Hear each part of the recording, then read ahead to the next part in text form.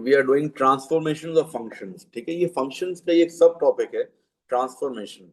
आपने O level में भी ट्रांसफॉर्मेशन पढ़ा होगा, उसी से सिमिलर है। देखो होता क्या है, जरा गौर से देखो, डोंट राइट एनीथिंग, मैं जब समझा रहा हूँ समझ लो फिर लिख लेना। देखो ट्रांसफॉर्मेशन के अंदर there are three types of transformation in our syllabus. सबसे पहले क्या है, रिफ्लेक्शन। रिफ्लेक्शन क्या होती है, what is reflection? It is the mirror image.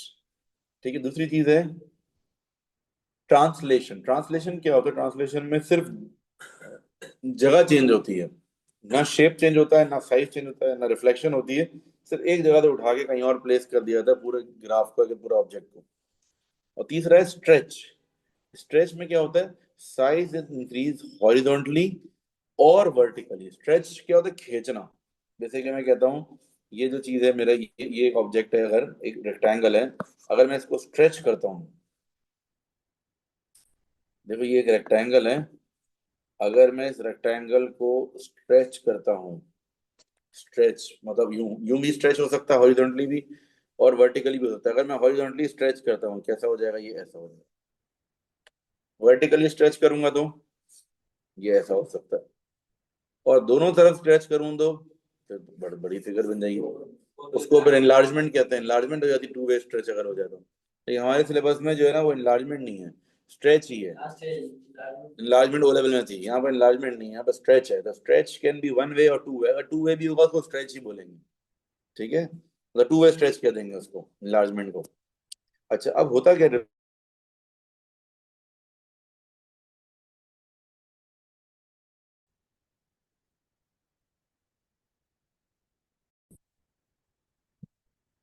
Okay let's continue. तो हम बात कर रहे थे क्या कहते हैं, रिफ्लेक्शन की ना। Reflection is the mirror image. देखो क्या होगा, अगर मैं कहता हूँ ये मेरे पास एक फिगर है, look at the board everyone. देखो ये मेरे पास एफ ऑफ एक्स है अगर, ठीक है, अगर मैं इसको रिफ्लेक्ट करता हूँ, बोर्ड पे देखें जल्दी से, रिफ्लेक्शन अगर मैं कर रहा हूँ, ठीक है, ये देखो ये क्या है, ये मेरा वर्टिकल वाई एक्सेस है। अगर मैं रिफ्लेक्शन एंड वाई एक्सेस करूंगा तो ये पूरी डायग्राम कहाँ चली जाएगी, सामने की तरफ चली जाएगी। ठीक है ना, ये जो चीज है ये सामने की तरफ जाके ये रिफ्लेक्ट हो जाएगा, पूरा रिफ्लेक्ट होगी। ठीक है, इसी तरीके से अगर रिफ्लेक्शन एंड एक्स एक्सेस करूँ तो क्या होगा, अपसाइड डाउन हो जाएगा। ये यूं है तो ये उल्टा हो जाएगा बिल्कुल इसका। ठीक है, तो ये रिफ्लेक्शन एंड एक्स एक्सेस है। अच्छा, अब हम देख लेते हैं, कहते हैं रिफ्लेक्शन इन वाई एक्सिस हो गया, रिफ्लेक्शन इन एक्स। होता क्या है, फर्क क्या है, रिफ्लेक्शन इन एक्स एक्सिस जो होगा ना वो वर्टिकल रिफ्लेक्शन होगी, उल्टा रूल है।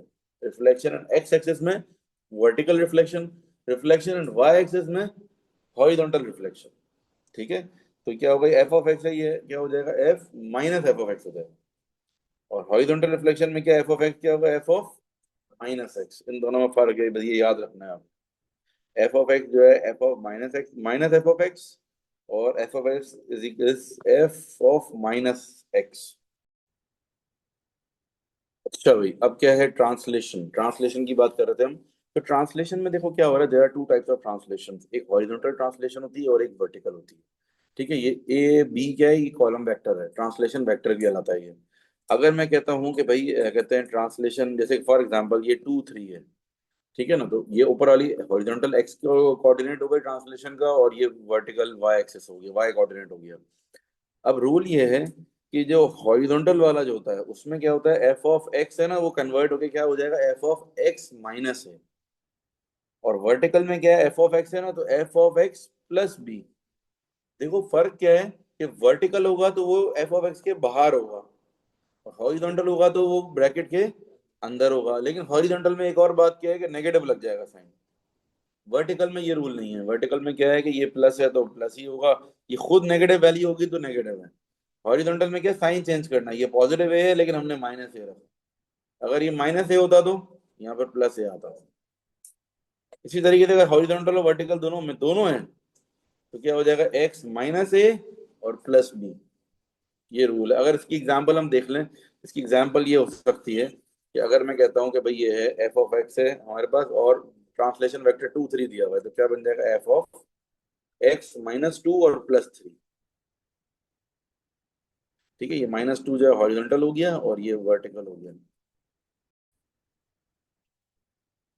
Now stretch. स्ट्रेच के लिए हम क्या करेंगे, स्ट्रेच के लिए जो है हमारे पास हॉरिजॉन्टल और वर्टिकल दो टाइप के स्ट्रेच होते हैं। हॉरिजॉन्टल स्ट्रेच में क्या होगा, अगर मेरा स्ट्रेच फैक्टर के है, ठीक है, तो अब क्या होगा, स्ट्रेच फैक्टर मेरा क्या है, तो एफ ऑफ एक्स किसमें कन्वर्ट हो जाएगा, एफ ऑफ 1/k x में। ठीक है, अगर मेरा स्ट्रेच वर्टिकल स्ट्रेच है और वर्टिकल स्ट्रेच में स्ट्रेच फैक्टर के है, तो बस वो बस ब्रैकेट के बाहर लग जाएगा। देखो इसकी एग्जांपल देता हूँ मैं आप लोगों को। इसकी एग्जांपल पता है क्या, साइन कॉस के जो ग्राफ होते हैं वो है। इसकी एग्जांपल जो है साइन और कॉस के ग्राफ है, जरा गौर से देखना, मैं समझाता हूँ आपको याद आ जाएगा। ट्रिग्नोमेट्री ग्राफ पढ़े हुए ना हमने। अगर मैं एक बात बताओ कि मुझे बनाना है ये 2 sin x का ग्राफ, खाली साइन एक्स का ग्राफ क्या होता है, ये साइन एक्स का ग्राफ है। अगर मैं 2 sin x का ग्राफ कर,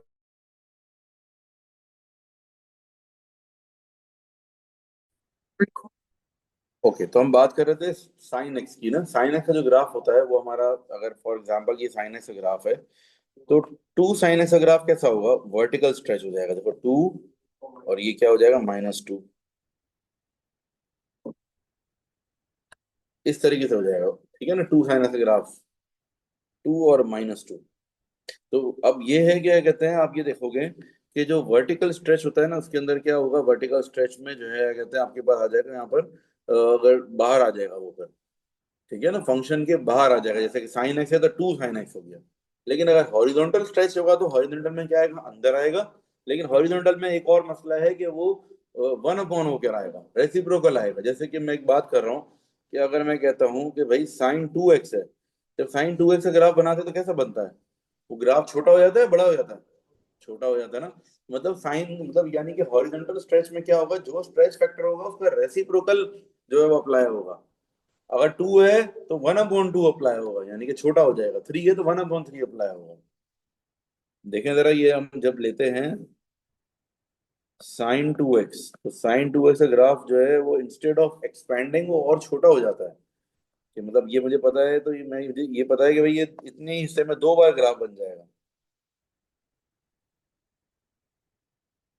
2 बार ग्राफ बन जाता है, मतलब छोटा हो जाता है ग्राफ एक तरह से। ठीक है, मतलब ज्यादा टर्न ले रहा होता है वो फिर, अगर sin 2x का ग्राफ है तो यानी कि ये मैं पता चल गया भाई, स्ट्रेच फैक्टर इसका 1/, मतलब 1/k हो जाएगा stretch factor. Stretch factor is 1/k। मैं इसको जरा बना के दोबारा बता रहा हूँ आपको, देखो ऐसा करना, ठीक है। ये sin 2x का ग्राफ है, तो यानी कि हॉरिजॉन्टल स्ट्रेच जब भी होगा तो क्या होगा भाई, स्ट्रेच फैक्टर k है हमारा अगर, तो क्या हो जाएगा, एफ ऑफ एक्स की जगह एफ ऑफ 1/kx। और वर्टिकल स्ट्रेच में स्ट्रेच फैक्टर अगर k है तो एफ ऑफ एक्स जो है वो कन्वर्ट हो जाएगा k एफ ऑफ एक्स। और हॉरिजॉन्टल और वर्टिकल दोनों स्ट्रेच एग्जांपल है, हॉरिजॉन्टल स्ट्रेच अगर 2 है, वर्टिकल स्ट्रेच 3 है, तो एफ ऑफ एक्स किसमें कन्वर्ट हो जाएगा, 3 एफ ऑफ 1/2x। ठीक है, 2 का 1/, हॉरिजॉन्टल का 1/, हो जाएगा। एग्जाम्पल दे रहा हूँ क्या मतलब है, देखो एग्जाम्पल की क्या है। अगर मैं कहता हूँ y = 2x + 3 है, ठीक है, और मैं कह रहा हूँ कि ये हो रहा है, स्ट्रेच फैक्टर इसका क्या है, स्ट्रेच फैक्टर दो हैं, एक हॉरिजॉन्टल है, अगर हॉरिजॉन्टल 3 है और वर्टिकल 4 है, लेट्स से वर्टिकल 4 है। अब बताओ उसकी नई इक्वेशन क्या बन जाएगी। हॉरिजॉन्टल 3 है, वर्टिकल क्या है, 4, वर्टिकल वाला क्या होगा, पूरे ग्राफ 4 आप मल्टीप्लाई होगा, ये पूरे ग्राफ पूरी इक्वेशन से मल्टीप्लाई हो जाएगा। ठीक है, पूरी इक्वेशन से मल्टीप्लाई हो जाएगा हॉरिजॉन्टल वाला। अगर ये y है ना, मतलब एफ ऑफ एक्स है, तो मुझे क्या करना है, एफ ऑफ एक्स की जगह देखो ये होगा एफ ऑफ एक्स है ना, अगर मुझे क्या करना है, एफ ऑफ 1/3 x × 4, ये काम करना है। यानी कि 4 तो पूरा बाहर आएगा, और ब्रैकेट के अंदर जहां जहां x आ रहा है उसकी जगह क्या होगा, 1/3 x। ये इक्वेशन बन जाएगी अभी, 4 × 2 = 8, 8/3 x + 4 × 3 = 12। ये इक्वेशन बन जाएगी आपकी। नए ग्राफ और दे देता हूँ ताकि और क्लियर हो जाए। एक एग्जाम्पल और ले लेते हैं, अगर मेरा एफ ऑफ एक्स है x², अगेन स्ट्रेच फैक्टर आ गया आपका, हॉरिजॉन्टल 2 आ गया, और हॉरिजॉन्टल स्ट्रेच फैक्टर जो है वो आपको दिया हुआ है 2, और वर्टिकल स्ट्रेच फैक्टर दिया हुआ है 5। क्या करेंगे, एफ ऑफ एक्स की जगह पहले क्या होगा, 5 टाइम्स एफ ऑफ 1/2x, ठीक है, अब क्या होगा, 5 टाइम्स एक्स की जगह क्या आएगा, 1/2x और होल स्क्वायर, क्योंकि एक्स के ऊपर पहले से स्क्वायर है ही ना, मतलब एक्स की जगह तो हमने ये 1/2x लिख दिया, ठीक है ना, और पूरा इसको मल्टीप्लाई 5 को जमा, अब 1/2 के स्क्वायर हो जाएगा 1/4 और x square, 5/4 x square, this is the final answer. अच्छा, अभी ट्रांसफॉर्मेशन के अंदर होता ये है, जब एक क्वेश्चन के अंदर दो ट्रांसफॉर्मेशन आ जाए, तो अब ये देखना है ऑर्डर क्या होगा, पहले क्या करें। ठीक है, पहले आपको हॉरिजॉन्टल ट्रांसफॉर्मेशन करनी है, वर्टिकल करनी है, इसके कुछ रूल्स हैं। क्या रूल्स हैं, अगर एक हॉरिजॉन्टल और एक वर्टिकल है तो ऑर्डर इज नॉट इम्पॉर्टेंट। दो ट्रांसफॉर्मेशन आ जाए, उनमें से एक हॉरिजॉन्टल हो एक वर्टिकल हो, ऑर्डर इंपॉर्टेंट नहीं होगा। अगर दो वर्टिकल ट्रांसफॉर्मेशन, तो क्या होगा, बॉडमास रूल अप्लाई होगा। ठीक है, दो वर्टिकल रूल अगर ट्रांसफॉर्मेशन आ जाए, बॉडमास अप्लाई होगा, मतलब पहले डिवाइड वाली चीज फिर मल्टीप्लाई वाली फिर ऐड फिर सब्ट्रैक्ट, क्यों। जैसे कि इसकी एग्जांपल मैं ले लूं, ये क्या है, चलो आगे चलते एग्जांपल बाद में लेते हैं। अच्छा, दो हॉरिजॉन्टल ट्रांसफॉर्मेशन आ जाए अगर, तो क्या होगा, रिवर्स बॉड मास फॉलो होगा, मतलब बॉड मास का ऑपोजिट होगा, मतलब डिवाइड मल्टीप्लाई सब्ट्रैक्ट नहीं होगा, पहले उल्टा उल्टा चलेगा। सही है, इस तरीके से। अब एग्जांपल देता हूँ, जैसे कि ये है इक्वेशन, देखो इधर देखो, 2 टाइम्स f(x+3), 2 टाइम्स f(x+3), बताओ उसमें कौन सा हॉरिजॉन्टल है कौन सा वर्टिकल है। ये वाला क्या है, वर्टिकल है, ठीक है ना, और +3 ये भी क्या है, वर्टिकल। देखो ये वाली क्या चीज है, ये मल्टीप्लाई हो रहा है ना, ये क्या स्ट्रेच है और ये ट्रांसलेशन है, दोनों ही वर्टिकल है, +3 है ना अलग से, वो भी वर्टिकल है और ये भी वर्टिकल, दोनों वर्टिकल है। वो वर्टिकल में क्या रूल है, बॉड मास का रूल अप्लाई होगा। बॉड मास क्या है, डिवाइड मल्टीप्लाई ऐड सब्ट्रैक्ट, मतलब पहले क्या करेंगे, पहले ये करेंगे, पहले ये करना पड़ेगा, ठीक है, पहले स्ट्रेच करना पड़ेगा, ये क्या है, ये स्ट्रेच है ना, वर्टिकल स्ट्रेच है ये, और ये वर्टिकल क्या है, ट्रांसलेशन। इसमें होगा first first translation, sorry, first stretch, ठीक है, पहले स्ट्रेच अभी हमने डिस्कस कर लिया था, फर्स्ट स्ट्रेच देन ट्रांसलेशन, ठीक है, पहले ये वाला करेंगे फिर ये करेंगे, ठीक है, बॉड मास फॉलो हो रहा है बिकॉज दो vertical translation transformation, two vertical है इसमें, मतलब हाँ, टू वर्टिकल है इसमें। अच्छा, अभी सेकंड पे आ जाओ जरा, दूसरी एग्जांपल पर आ जाए अगर हम, इसमें क्या हो रहा है, ये वाली क्या है, वर्टिकल, वर्टिकल स्ट्रेच, और ये क्या हो रहा है,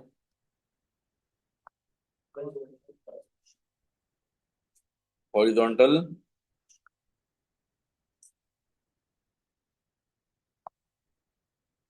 ठीक है, हॉरिजॉन्टल ट्रांसलेशन है ये। तो अब क्या होगा, एक वर्टिकल और एक हॉरिजॉन्टल है ना, नो ऑर्डर, तो वो कोई भी पहले कर लो, मसला नहीं, ठीक है, नो ऑर्डर, कोई भी पहले कर लो। तीसरे पे आ जाओ, अब इसमें क्या हो रहा है, ये क्या है, हॉरिजॉन्टल स्ट्रेच, ये भी हॉरिजॉन्टल ही है, हॉरिजॉन्टल ट्रांसलेशन। अब इसमें क्या करना है, रिवर्स बॉड मास, मतलब पहले मल्टीप्लाई वाला नहीं करना, एक्स के हिसाब से देखेंगे, एक्स से पहले मल्टीप्लाई और 1/2 पहले माइनस, मतलब क्या करना पड़ेगा इसमें, फर्स्ट ट्रांसलेशन देन स्ट्रेच, ठीक है, यानी कि पहले ये करना है फिर ये करना है, देन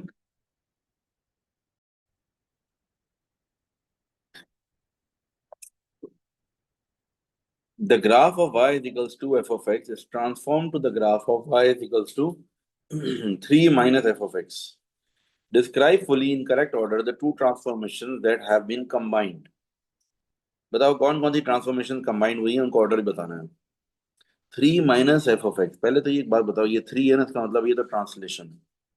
सही। और -f(x), ये क्या है? रिफ्लेक्शन। ठीक है, रिफ्लेक्शन इन, ये देखो हॉरिजॉन्टल रिफ्लेक्शन है। रिफ्लेक्शन इन वाई एक्सेस है, मतलब हॉरिजॉन्टल रिफ्लेक्शन होगी। नहीं, -f(x) है, वर्टिकल रिफ्लेक्शन होगी। माइनस लगा हुआ है तो ये तो वर्टिकल रिफ्लेक्शन होगी। अच्छा, वर्टिकल रिफ्लेक्शन भी बोल सकते हैं इसको, स्ट्रेच भी कह सकते हैं, वर्टिकल स्ट्रेच भी कह सकते हैं, स्केल फैक्टर -1 हो जाए तो।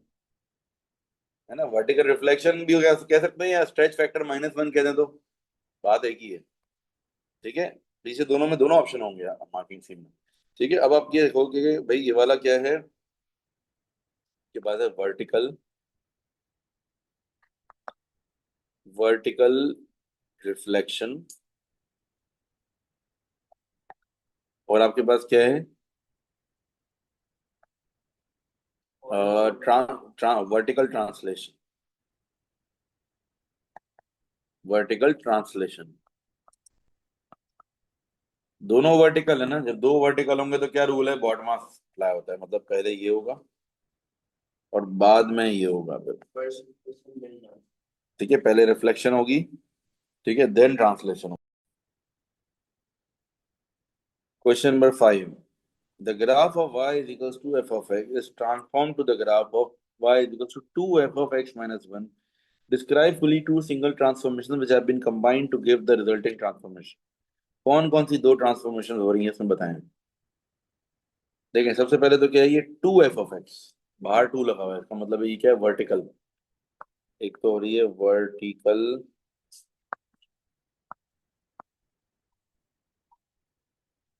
ठीक है, वर्टिकल स्ट्रेच, और स्केल फैक्टर क्या होगा इसका।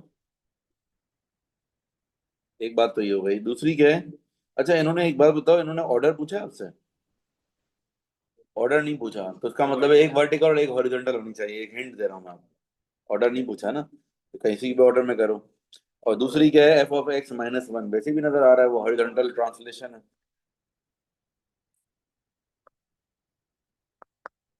Horizontal translation.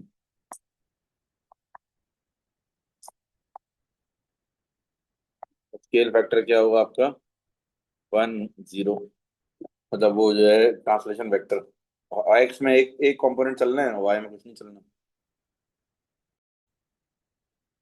यही चीज अगर हम पार्ट बी में देखें इसके, the curve y is equal to sin 2x minus 5x is reflected in y-axis and then stretched by a scale factor of 1/3 in the x direction. Find, write down the equation of the transformed curve.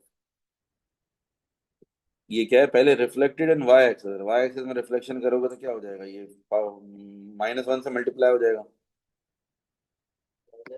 है ना। Reflected in Y axis, हाँ, Y axis में reflected, sorry, यूं, तो horizontal reflection हो जाएगी ये तो। ठीक है ना, वाई एक्सिस में रिफ्लेक्ट हो रहा है, एक्स एक्सिस में नहीं हो रहा। एक सेकंड ना, रिफ्लेक्शन इन वाई एक्सिस, ठीक है। हाँ, साइन -2x प्लस 5x, ये एक बात हो गई। दूसरा फिर क्या करना है, then stretch by scale factor of 1/3। Scale factor 1/3 का होगा ना, मल्टीप्लाई बाय 3 हो जाएगा। 1/3 ना रेसिप्रोकल करना पड़ता है, तो क्या हो जाएगा, साइन -6x प्लस 5 3 15x। ठीक है, ये रूल है, दिस इज द आंसर। तो आज के लिए इतने ही रखें बच्चों, इंशाल्लाह।